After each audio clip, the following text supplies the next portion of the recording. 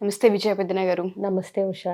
పిల్లలు కనిన తర్వాత చాలామంది వైఫ్స్ ఎవరైతే ఉంటుంటారో భార్యలు యాంగ్జైటీలోకి, డిప్రెషన్ మోడ్లోకి, లేదంటే కొంచెం అలోన్గా అయిపోయినట్టు కనిపిస్తూ ఉంటుంటారు. అప్పటిదాకా బాగున్న వాళ్ళ రిలేషన్లో వైఫ్ ఒక్కతే ఈ పెయిన్ని తీసుకోవడానికి, అది కూడా పిల్లలు పుట్టిన తర్వాత, కారణాలు ఏంటి అంటారు అసలు? నిజం చెప్పాలంటే ఇప్పుడు ఎట్లా ఉందంటే పెళ్ళైన తర్వాత పిల్లలకి కొంచెం గ్యాప్ తీసుకుంటున్నారు. ఎందుకంటే జాబ్ చేయటాలు ఇవన్నీ వస్తున్నాయి, కెరీర్ చూసుకుంటున్నారు అమ్మాయిలు కూడా. ఆ అమ్మాయిలు పెళ్ళిళ్ళు లేటుగా అవుతున్నాయి. ప్లస్ పిల్లల్ని కంటానికి మళ్ళీ పెళ్ళైన తర్వాత వాళ్ళ కెరియర్లో వెసులుబాటు అది చూసుకుని అప్పుడు ప్లాన్ చేసుకుంటున్నారు, which is a good thing, మనం ఏం కాదంటలేదు. ఈ ప్రాసెస్లో ఏంటంటే వీళ్ళకి అప్పటి వరకు అంటే పిల్లల్ని ఎలా చూసుకోవాలని కానీ దాని గురించిన నాలెడ్జ్ కానీ ఇవేమీ పెద్ద తెలీదు. ఎందుకంటే ఎవరిని ఇలా అంటే ఉమ్మడి కుటుంబాల్లో లాగా చూడటం ఇవన్నీ మామూలు, వాళ్ళు ఏడుస్తారు, వాళ్ళు ఇది అంటే అసలు ప్రెగ్నెన్సీ అప్పుడు ఏం కేర్ తీసుకోవాలి, అప్పుడు ఎలా ఉంటుంది, ఆ తర్వాత ఎలా ఉంటుంది, డెలివరీ తర్వాత సిచ్యువేషన్స్ ఏంటి, ఇవేవి వాళ్ళకి అసలు అంటే ఊహలో కూడా వాళ్ళు దాని గురించి పెద్ద ఆలోచించరు. సో అంటే ఒకప్పుడు ఏంటంటే ఉద్యోగం వచ్చిందా, పెళ్ళా, వెంటనే పిల్లల అంటే అదొక ఎక్స్పెక్టేషన్తో అదొక జీవితంలో ఒక రొటీన్ పార్ట్ అన్నట్టు ఉండేది. అంటే ముందు పచ్చడన్నం, కూరన్నం, పెరుగన్నం అన్నట్టుగా ఉద్యోగం, పెళ్ళి, తర్వాత వెంటనే పిల్లలు, అది కామన్ ప్రాసెస్ అన్నట్టు ఉండేది. ఇవాళ నిజం చెప్పాలంటే కన్సీవ్ అవ్వటం, నార్మల్గా కన్సీవ్ అయితే అదొక సెలబ్రేషన్ అన్నట్టు ఉంది. ఇన్ఫర్టిలిటీస్ పెరిగిపోయినాయి కదా. సో ఇప్పుడు కాంప్లికేషన్స్ ఎక్కువైనాయి. ఒకప్పుడు ప్రెగ్నెన్సీ అంటే చాలా నార్మల్ థింగ్, పెళ్ళైన తర్వాత జరిగే ఒక సాధారణ ప్రక్రియ. ఇప్పుడు అదొక అపురూపం, అదొక టాస్క్. అదేంటి, కన్సీవ్ అయిన దగ్గర నుంచి బెడ్ రెస్ట్లు, ఏం తినాలన్న దానికి ఒక ప్రహసనం, ప్లస్ ఇది కనుక అంటే మార్నింగ్ సిక్నెస్ ఉంటే ఇంకాస్త వీక్. ఇవన్నీ ఏంటంటే ఒక పెద్ద యజ్ఞంలాగా అయిపోయింది. నేను ఇది ఎందుకు అంటున్నానంటే ఇప్పుడు మా ఫ్రెండ్స్ పిల్లలు కన్సీవ్ అవుతున్నారు, ఇప్పుడు అందరం అదే ఏజ్లో ఉన్నాం కాబట్టి పెళ్ళిళ్ళు, పిల్లలతో పాటు అమ్మలకు కూడా అదొక ప్రాసెస్, అదొక ప్రొసీజరు. అంటే వాళ్ళని టేక్ కేర్ చేయటం ఇవన్నీ అన్నట్టు ఒక పెద్ద ప్రాసెస్ అయిపోయింది ఇప్పుడు ప్రెగ్నెన్సీ అనేది. సో ఇకపోతే ప్రెగ్నెన్సీలో వచ్చే మార్పులకి, బాడీ చేంజెస్, ఆ మానసిక అంటే ఒత్తిడి కానీ, ఆ స్ట్రెస్ కానీ, ఇవి ఎలా హ్యాండిల్ చెయ్యాలో అమ్మాయిలకి తెలియకపోవటం. అవునా? దీంతో పాటు పోస్ట్ డెలివరీ అంటే పోస్ట్ పార్టం డిప్రెషన్లు ఇవి ఇప్పుడు ఎక్కువైనాయి. మా అప్పుడుతో పోలిస్తే డెలివరీ తర్వాత ప్రాబ్లమ్స్ లేదా స్ట్రెస్ కానీ, పోస్ట్ పార్టం ఫెటీగ్ అని కూడా అంటారు, అదొకలాంటి అలసట. ఎందుకంటే దీని గురించి మాట్లాడితే ఎంతసేపు అయినా మాట్లాడవచ్చు. ఎందుకు ఏంటి అంటే ఇవాల్టి తరాన్ని ఇన్ఫ్లుయెన్స్ చేయటానికి బోల్డ్ ఉన్నాయి. అంటే ఫుడ్ అంతా అంత గొప్ప ఫుడ్ ఏం కాదు, అంత మందులేసి పెంచిన ఫుడ్డే. ఫుడ్లో సత్తా లేదు. నువ్వు గ్లాసుడు పాలు తాగితే అందులో రావాల్సిన కాల్షియం ఏం ఉండదు, ఎందుకంటే ఆ పాలు ఏం పాలో మనకు తెలవదు. దీంతో ఏంటంటే మామూలుగానే అంటే ఇప్పుడు ఎట్లా ఉంది, వీకర్ మైండ్ జనరేషన్ అన్నట్టుంది. ఎవరికి స్ట్రాంగ్ మైండ్స్, ఆ డిటర్మిన్ మైండ్స్ ఉండట్లేదు. ఎందుకంటే బుర్ర ఏమి వాడాల్సిన అవసరం లేదు. ఇది వరకు నీకు గుర్తుందో లేదో, అంటే దానికి దీనికి లింక్ ఏంటి అనుకుంటావు నువ్వు? 20-30 మంది ఫోన్ నెంబర్లైనా మా అందరికి గుర్తుండే ల్యాండ్ లైన్లు ఉన్నప్పుడు. గుర్తుపెట్టుకునే జ్ఞాపక శక్తి. ఎందుకంటే అప్పుడు ఫోన్లో సేవ్ చేసుకోవటాలు ఇవేమి లేవు కాదు. ఖచ్చితంగా చేసేవాళ్ళు, బుక్లో ఉండేవి, అయినా నోటికి వచ్చేవి. అర్థమైందా? ఇప్పుడు అన్నీ మా 3-4 ఫోన్ నెంబర్ల కంటే మిగిలిన ఏవి కాంటాక్ట్స్లోకి వెళ్ళకపోతే ఎవరే గుర్తుండవు. అంటే ఏంటి, బుర్రకి శ్రమ తప్పిపోయింది. అలాగే బాడీకి కూడా అవసరానికి మించిన ఫుడ్ అవైలబిలిటీ వచ్చేసింది. ఇది వరకు 3 పూట్ల బ్రేక్ఫాస్ట్, లంచ్, డిన్నర్ తప్పితే మధ్యలో ఏమి చెత్త చెదారం తినాలనే కాన్సెప్ట్స్ ఉండేవి కాదు. ఇప్పుడు వీధిలో 100 టేక్అవేస్, 100 రెస్టారెంట్లు, 100 రకరకాల బేకరీలు, ఎక్కువ జంక్ అయిపోయింది. అది ఏ రకంగా అయినా హ్యూమన్ లివింగ్ అనేది టువర్డ్స్ జంక్ ఎక్కువ అయిపోయింది. అంటే అవసరం లేనిది జంక్ అంటే. సో అక్కర్లేని సోషల్ మీడియా, అక్కర్లేని ఇవన్నీ, అక్కర్లేని నాలెడ్జ్, అవసరం లేని ఇన్ఫర్మేషన్ ఇవన్నీ వచ్చి ఏంటంటే కన్ఫ్యూజన్ ఒకటి. సో ఈ డెలివరీస్ తర్వాత ఇలాగే ఏదన్నా ఫర్ ఎగ్జాంపుల్ అమ్మాయికి ఏమవుతుందంటే ఎక్కువ మట్టుకు మనకి ఇదివరకు అంత ఉండేది కాదు, ఇప్పుడు ప్రతి ఒక్కళ్ళకి అలసట, పోస్ట్ పార్టం డిప్రెషను ఇవన్నీ ఒక 2 వీక్స్ వరకు ఉంటాయి. ఓకే. సో వాళ్ళకి ఊరికూరికే ఏడుపు వస్తుంది, ఊరికూరికే చిరాకు వస్తుంది, ఆకలేసినట్టు అనిపించదు, సరిగ్గా నిద్ర ఉండదు, ఈ లోపల బేబీ ఫీడింగ్ ఇవన్నీ ఉంటాయి, ఈ రెస్పాన్సిబిలిటీని తీసుకోలేరు. ఇంకొకటి సిజేరియన్ సెక్షన్ అయినా కానీ లేకపోతే ఒకవేళ నార్మల్ డెలివరీ అయినా కింద అంటే కట్ ఇవ్వటం జరుగుతుంది బేబీ కోసం, అది హీల్ అవ్వటానికి టైం పడుతుంది, నడవటంలో సౌకర్యం ఉండదు, అవునా? సో ఈ ప్రాసెస్తో పాటు కొత్తగా వచ్చిన మదర్ రోల్ ఒకటి ఉంటుంది, వాళ్ళని ఎలా చూసుకుంటున్నామా లేదా, ఇవన్నిటితో పాటు పెద్దాళ్ళు చెప్పేవి నచ్చవు, వీళ్ళు సొంతగా గూగుల్ చూసో లేకపోతే ఏళ్ల వయసు అమ్మాయిలు చెప్పేయినో అలాగే చేయాలి, ఇలాగే చేయాలి, ఇదొక ఫ్రిక్షను అమ్మ కూతుర్లకి, అవునా?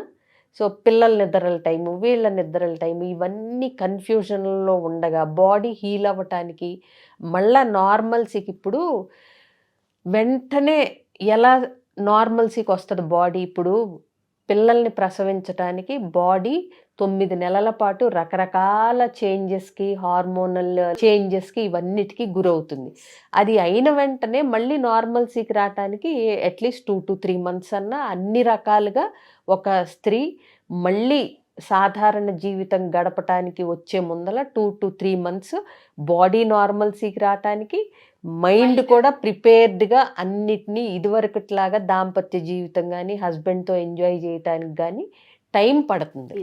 అందరికీ ఒకటేలాగా కాకపోయినా ఏదైనా మినిమం టైం అనేది చాలా పడుతుంది. ఈ లోపలే కొంతమందికి భర్తలు అర్థం చేసుకోకపోతే కనుక, అంటే సెక్షువల్ సాటిస్ఫాక్షన్ లేదనో ఇవన్నీ కంప్లైంట్ చేసేవాళ్ళు ఇవాళ రేపు తక్కువే ఉంటున్నారు. వీళ్ళకే డౌట్లు వస్తాయి, నేను సరిగ్గా ఉండగలనో లేదో, నా బాడీ ఆకృతి మళ్ళీ ప్రాపర్గా ఇదివరకుట్లాగా వస్తుందో రాదో. ఇప్పుడు కొంతమంది చాలా లావ్ అయిపోతారు, కొంతమంది అలాగే ఉంటారు, పెద్ద ఎక్కువ డిఫరెన్స్ ఉండదు, అవునా? సో వీటన్నిటి వరీస్ వల్ల ఇదివరకుట్లాగా నా బాడీ సరిగ్గా అవ్వకపోతే, నార్మల్ షేప్కి రాకపోతే నా భర్తకు నేను నచ్చుతానో లేదో, నేను నా భర్తని అన్ని రకాలుగా సాటిస్ఫై చేస్తానో చేయనో, ఇదివరకు ఉన్నంత ఇష్టం నా మీద ఉంటుందో ఉండదో, ఇలాంటి డౌట్లు కూడా పెరిగిపోతూ ఉంటాయి అమ్మాయిలకి. వాళ్ళ బాడీని చూసుకుని వాళ్ళే ఇన్ఫీరియర్గా ఫీల్ అవటం, ఇన్సెక్యూర్గా ఫీల్ అవటం.